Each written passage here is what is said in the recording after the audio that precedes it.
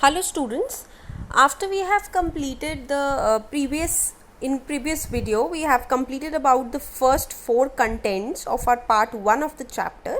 So as I had told you that we will be coming up with one question answer round after a few topics will be covered. So now after we have covered the four topics, that was what is matter made up of, the four characteristics of particles of matter. So we have covered these three topics, and along with the fourth one, the classification of matter, that was an inclusive topic. So after these four topics I have come up with certain question answers which I should feel that you should know after covering these four topics. So please along with me learn this and take your self assessment as well, so that you get to know. And believe me, these are the questions which are important from the examination point of view, so it is my humble request to listen to them carefully. The first question, as we can see on the screen, is what happens to the sugar when it gets dissolved in water? So without looking at the answer, you can rethink what did we learn, that when sugar gets dissolved in water, what do we see? That it is fully mixed in the water. And by which property does it get mixed in the water? By the property of that water has spaces in it, right? Next question, where does the sugar go? Where does that sugar molecule go? They go and settle inside between the spaces of the particles of water. What information do you get about the nature of matter on dissolution of sugar? What do we get about that nature of matter? That they have spaces between them and they are made up of certain particles which get broken, right? So let's study the answer now. You can see the answer for the first part is sugar when dissolved in water molecules. What happens? The crystals of sugar gets broken by tiny particles of water. That is what is happening. The water molecules, the water particles that matter properly, they break down the crystals of sugar molecules. In the second part, where does the sugar go? Sugar particles go to the spaces of water molecules, as I told you, and mixes with them to form a solution. If you remember, in the classification of matter we have studied that chemically these atoms also lead to the formation of mixtures or solutions. So this is nothing, those mixtures or solutions as well, right? So what was the conclusion of this question? That both sugar and water are made up of particles. Yes, both are matter, both are made up of particles. Also the particles of water have spaces between them into which the particles of sugar go and settle, and that is why we do not see sugar in the water after some time, because it has been dissolved properly, right? Clear about the first question? It was as simple and based on the same part which we did before. Moving on to the next. Second question, what are the two conditions for something to be called as matter? What did we say in the definition of matter?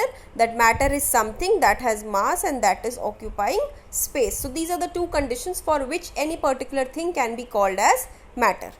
Third question, when sugar is dissolved in water, there is no increase in the volume. What do you feel? That there is no increase in the volume of the solution. Why?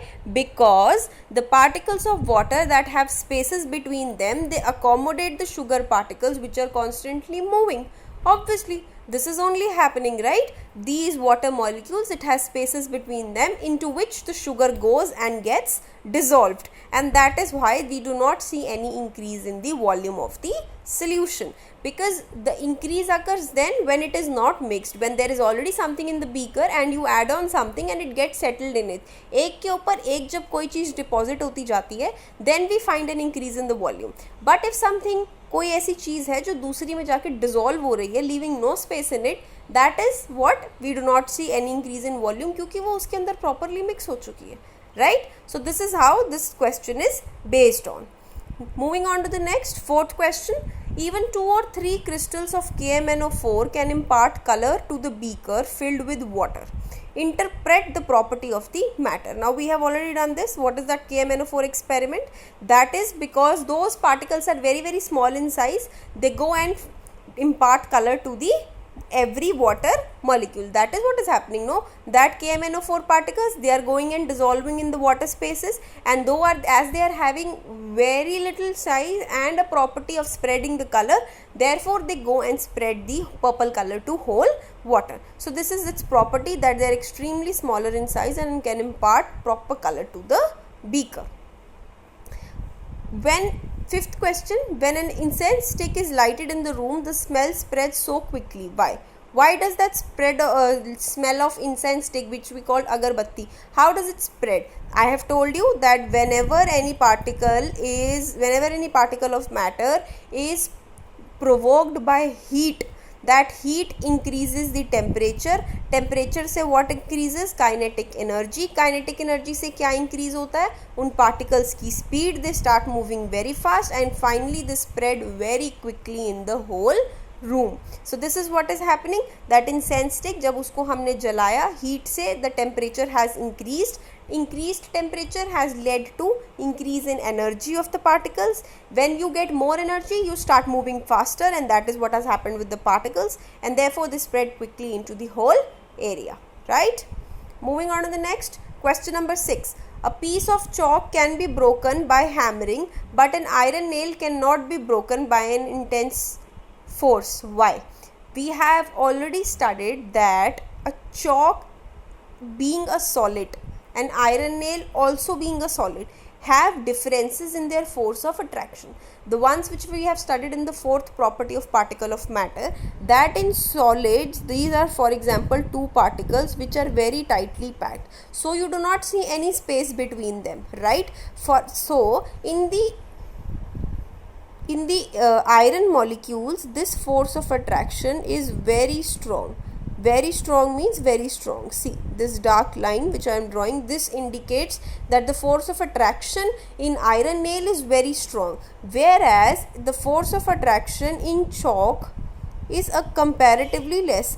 Being a solid, both will have no space between them. They will be tightly packed, but the force of attraction won't be that strong. So being lesser force, this chalk will break easily, while iron nail having more force of attraction, it will be difficult to break, and hence the answer. Seventh question, what is the scientific name of the particle which make of matter? Atoms. We already studied in the first lesson itself that the name of the particles of which matter is made up of, that is called as atoms, which is the smallest particle in the nature and it cannot be seen with naked eye, right? Moving on to the next question, number 8. What happens to the particles when salt dissolves in water? Now what will happen when salt will dissolve in water? Salt crystals gets broken by particles of water by their constant movement. These salt crystals, they get broken as though sugar molecules were being broken, same concept. The salt crystals then get broken and occupy spaces between the two water particles, so forming a salt solution. That is the same. For example, these are the two particles of water. Okay, water being a liquid, it is not that tightly packed, so it has spaces between them. Now what will happen? The salt particles will come and will get settled in the spaces between the particles. Hence this will together form a solution. This will together form a salt solution. So this is the same story with both sugar as well as salt solution. Ninth question, define matter. Give 4 examples of matter and 4 characteristics of matter. Define matter mein you can write matter something that has space and that has mass, right? Examples of matter mein you can quotes any example, chair, table, human, animal, plant, anything. 4 characteristic of matter, we already know. The first, the particles of matter is very, very small. Second, the particles of matter have spaces between them. Thirdly, they are bounded by strong force of attraction variedly in different states of matter. And the last property was that the particles of matter are constantly moving, right? So this is how. I'm sorry for the problematic in between. Coming on to the next part. Question number 10. Explain why can we move our hand easily in the water while we get hurt when we do the same with the plank of wood. So what is happening? How can we move our hand easily in the air and not in the plank of wood? Because air is gas, right? Wood is solid. So as air is gaseous, particles of air are loosely packed. Loosely packed particles are there in the air. So our hand can easily move in between, right? See, our hand can easily move in between. But in the plank of wooden particles, the particles are very tightly packed, like very tightly packed with no space between them. Like this, they are very tightly packed with each other. So there will be no space to move. Look, there will be no space. It is crossing the particle and moving. So thus we are having no space. So therefore wooden plank is solid, which is tightly packed with maximum force of attraction, and thus no empty space to pass through, right? So that is why we can move our hand easily in the air but not through the plank of wood, and we get hurt. So these were the 10 questions which I have shown you, and we will be coming up another 10 to 15 questions in the coming up videos. So I request you to go through the part 1. I have summed up with part 1, completed it. Now I am showing you the contents of part 2, which I will be beginning with the next videos. Part 2 will contain 3 contents: states of matter, diffusion, question answers round. States of matter will be divided into 3 videos: solids, liquids, gas, and diffusion will also be further divided into 2-3 videos itself, depending upon the length of the topic. After we'll complete, I'll try to sum up this part 2 in 5 videos, and then we'll have a question answer round based on all the questions. Also, I want to tell you, these questions I am taking subjective, but in one of the videos, after I'll complete certain things, I will take MCQs on a whole.